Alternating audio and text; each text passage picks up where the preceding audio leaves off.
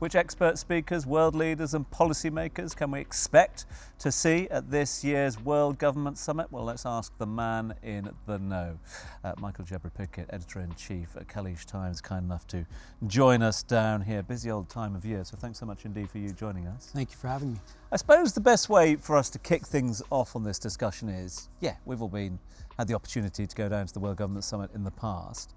For those that haven't, what is the World Government Summit? What's the purpose of it?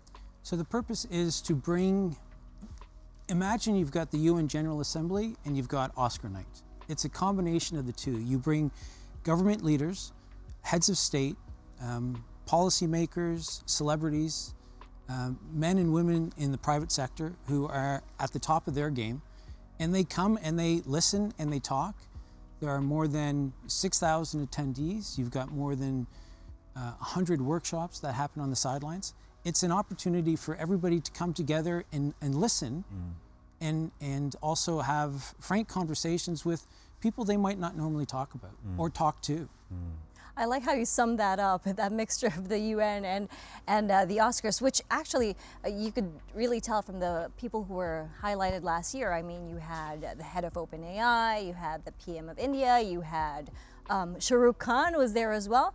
Could you give us an insight on who the big names are going to be this time around? So this year, what they usually do is we're still waiting to see. Usually on the eve, they'll announce a couple of big names. We know, for instance, some big opportunities. So when you're talking about the private sector, we've got the CEO of Google who's going to be there.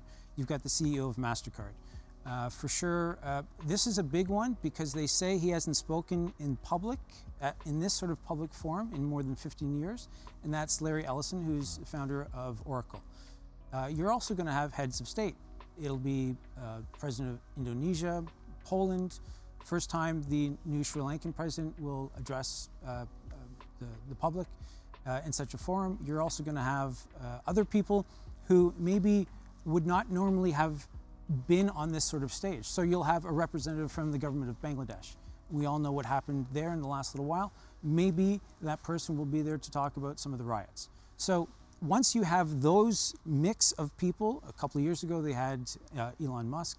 As you said, Shah Rukh Khan was up on stage last year talking about the 4-year hiatus he had taken from filmmaking. So you'll get a nice healthy mix, and I think sometimes when you get that unpredictable mix of people, you also end up with some really interesting conversations. So Michael, what do you expect to be some of the major policy changes that are going to be happening this year? Some of the commitments that some of these countries and the collaborations that should be happening, instead of just hot air, what do you really think is going to be the main policy? So I think the really interesting part is not so much the top headline that you're going to get in the days just after. I think because they end up producing so many white papers as a result of this, I think it's usually in the months and years ahead where you end up getting something that can tie directly back to what happened at the World Government Summit. And I'll give you an example. In 2015, I was news editor at The National, and Mohammed bin Zayed was Crown Prince. And he stood up, and I think this is the moment where the World Government Summit took a step up. He said, in 50 years, when the last barrel of oil has left the UAE, will we cheer or will we be sad? And because of all the investments that they had made in education, he said, I think we will cheer because we will know we can compete on the global stage when it comes to education and research and science. And that, to him, made all the sense in the world, because we want to use the opportunity that we have with all the natural resources, but then we want to use it effectively. And so with all the education that they had put in place, it was easy for him to say, in 50 years, we'll be in a great situation. And I think we can see all the education, all the schools, all the universities, all of these wonderful educational institutions that exist here.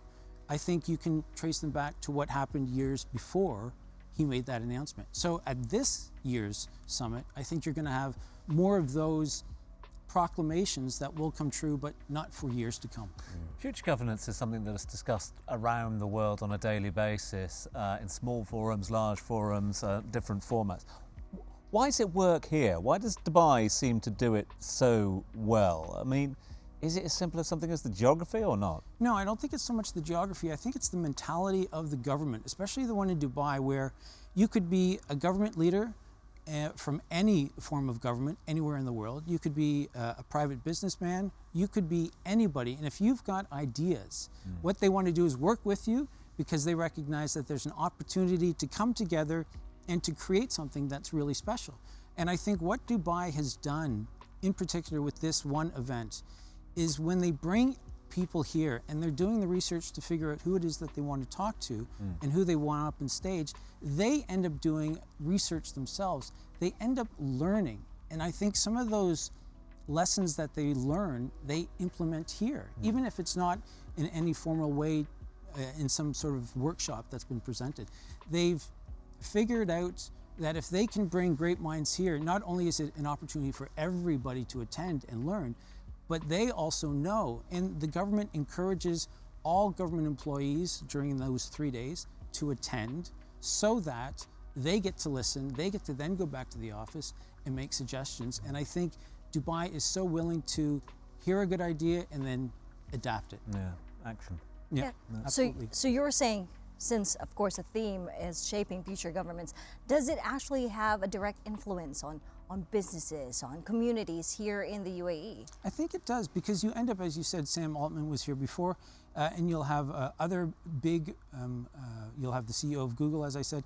You'll have these men and women who are up on stage, and they'll have access to government leaders. And I think the government leaders will want to have that opportunity to have side conversations. And I think there's a synergy that goes on behind the scenes that, you know, in months or weeks ahead, that's when we start to see that some of the changes are taking place. Brilliant. Michael, thank you so much for being here. Stick with us for the whole show. You're the co-host for tonight, so thank you so much for that. Just going to take a quick break, and next up we'll be finding out how climate challenges are impacting the world and what practices need to be put in place by governments worldwide. See you soon.